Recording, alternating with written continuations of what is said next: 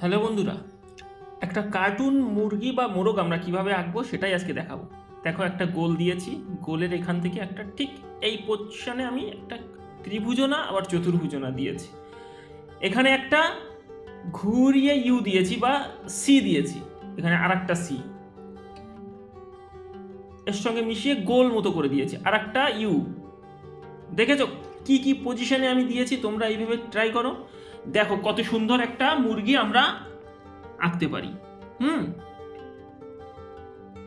এবার ঠোঁট করব সামনে, কিভাবে করছি একটু খেয়াল রাখো হাতের দিকে, তাহলে তোমরা শিখতে পারবে। আর একটা কথা বলবো, সেটা হচ্ছে যখন তোমরা পেন্সিল টানবে কনফিডেন্সের সঙ্গে টানবে। ভুল হোক, একবার ভুল হবে, দুবার ভুল হবে, পাঁচবার ভুল হবে, তারপর দেখবে ঠিক হবে। আমিও যে সব জানতা তা না, আমারও ভুল হয়। তো কনফিডেন্সের সঙ্গে টানবে। দেখো, এই কিন্তু আমার মোরগের ঠোঁট বা মুরগির ঠোঁট হয়ে গেল, দেখেছো? এবার আমি চোখ আঁকবো। এই দুটো দাগ দিয়ে নিয়েছি, একদম সহজ সহজ সহজভাবে, কোনো কঠিন বিষয় না। ইউ করে দিয়েছি, এ সাইডেও একটা ইউ দেব, দেখেছো? দেখো, এই ঘোল্লা ঘোল্লা ঘোল্লা, ব্যাস। একটু ফাঁকা রাখবো মাঝখানে, এখানেও সেম ভাবে একদম, দেখেছো? এখানেও ফাঁকা রাখবো, চোখ হয়ে গেল। এবার আমি যে পোর্শনগুলোই এই একটু ভুরু, হ্যাঁ যেটা বলছিলাম সেটা হলো, যে পোর্শনগুলো আমি এবার গোল দিয়েছিলাম সেখান থেকে আমি দাগগুলো কিভাবে একটা মোরগের হয় বা মুরগির হয় সেই হিসাব করে আমি দেব। তোমরা দেখতে থাকো, স্কিপ করবে না, কিন্তু স্কিপ করলে মিস করবে। দেখো, এখানে একটা এম লিখলাম, আবার এম, কনফিডেন্সের সঙ্গে টানতে হবে, ঠিক আছে? দেখো ঝুটি হয়ে গেল, আমি কিন্তু এম দিয়েছি, অন্য কিছু চিন্তা ভাবনা করিনি। তোমরা এম দেবে, দেখো একবার, দুইবার, তিনবার, লাস্ট একবার তো হবেই, দেখেছো? এই হয়ে গেল।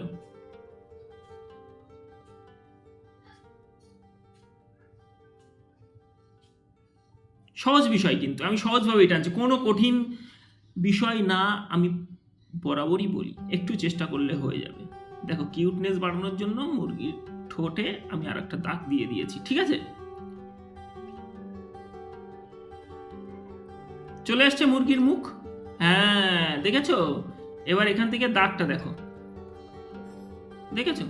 এ বি সি ডি এরকম লিখতে পারলে, মোটামুটি যে লিখতে পারবে সে আঁকতে পারবে। দেখো, এই দিয়ে দিলাম ভি, ভি একটু স্টাইলিস্ট ভি, দেখেছো কিভাবে ভি ভি গুলো দিচ্ছি? এই কিন্তু হয়ে গেল, দেখো ভি। হুম, সহজভাবে, কোনো কঠিন বিষয় না, দেখেছো? আমি কিন্তু যে দাগগুলো দিয়েছিলাম ডিম্বাকৃত সি ইউ, তার উপরে বেস করেই কিন্তু আঁকছি। তোমরা এটা দেখবা, বাড়িতে প্র্যাকটিস করবা, হবে, নিশ্চয়ই হবে। তোমরা কি করো জানো তো, যে তাড়াহুড়ো করো, একটা ছবি নিয়ে চিন্তা ভাবনা করতে থাকো না, ছবি এঁকে ফেলবে এরকম চিন্তা ভাবনা করতে নেই। হ্যাঁ, প্র্যাকটিস করতে হবে, তার জন্যে একবারে হবে না, দুইবারে হবে না, পাঁচবারে হবে। আর আমি যে শেখানোর চেষ্টা করছি, তোমরা কি করবে, এই ভিডিওটাকে স্কিপ করে করে দেখবে, তাহলে শিখবে কি করে আমি কিভাবে কিভাবে টানছি। তোমরা তো সেটা শিখতে পারবে না, তাই না? দেখো পাটা কিভাবে করেছি, দেখেছো? তোমরা স্কিপ করে যাও কেন, আমি বুঝে পাই না।